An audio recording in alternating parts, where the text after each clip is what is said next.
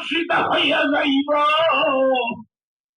রক্তটা যে ছিল হারাম ছিল, রক্তটা নবীজির কারণে রক্ত হালাল হইয়া পান করবো বাচ্চারা। নবীজির কারণে হইয়া গেল হালাল দাদা। কেমন নবীর আমরা দল করি গো, এমন নবী আর তো আমরা পাইতাম না। আমরা যদি ভুল কইরা থাকি, আমরার ভুল সংশোধন কইরা নিব কেডা? মদিনা কামলেওয়ালা। আমার নবী যদি আল্লাহ রাব্বুল আলামিনের কাছে বলে, আবার আল্লাহ আমি সব কিছু মাফ কইরা দিব। আরে নবীরে চিনেন, আর তারা কিতা বলে, এই দ্বন্দ্বটা কোন জায়গার মধ্যে আছে? নবীলে আমি কোন দিকে যাবো? ওরে সময় নাই রে, আমার বাড়ি উমানাথ বোরাম, ফেরার বাড়ি মধ্যাঞ্চল। আমি একটা কথা জানাই যাই, আমরা লিবাসদারি মৌলানা হয়া আমরা সাধারণ মানুষকে ইমান নষ্ট কইরা আমরা ভালাইতাছি। আমরা হইলাম সরল বনা। বলতাছি কি, নবী তো গায়েব জানে না। কেনা গায়েব জানে? গায়েব জানে আল্লাহ।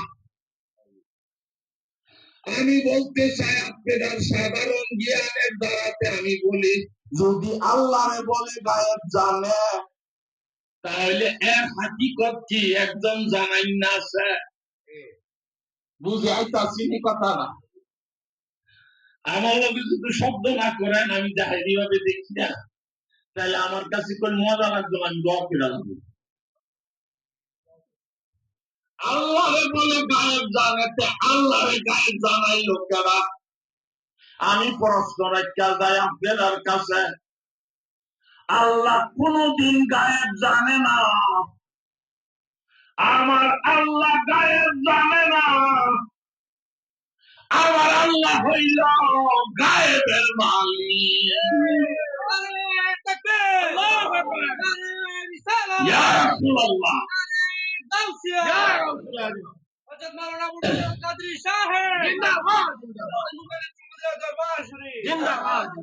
আমি জানাই যাই, আরো কয়েকটা কথা আমি রাখা যাই।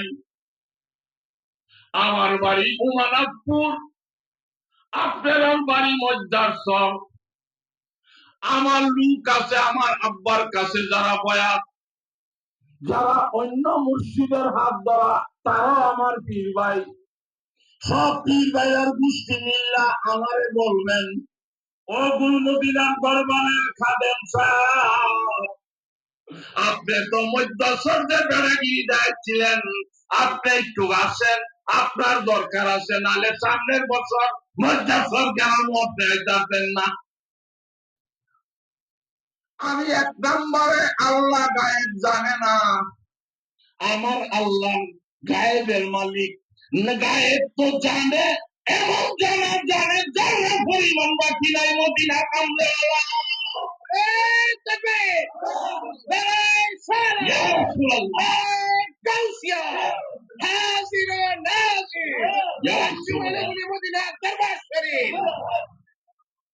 এক নাম্বার প্রশ্ন রেখে গেলাম, আল্লাহ গায়েব জানে না, নবীজি গায়েব জানে। আল্লাহ সম্পূর্ণ জানাইয়া দিছে। বাপে যদি জমিন সাপ কাওলা দলিল কইরা যদি ছেলেরে দিয়াতে, ছেলে সম্পূর্ণ মালিক হইয়া গেছে। আমার আল্লাহ হইল শুধু দুজুকের মালিক, বেহেশতের মালিক, শরবতের মালিক। ইন্না কইনা কাল কাউসার,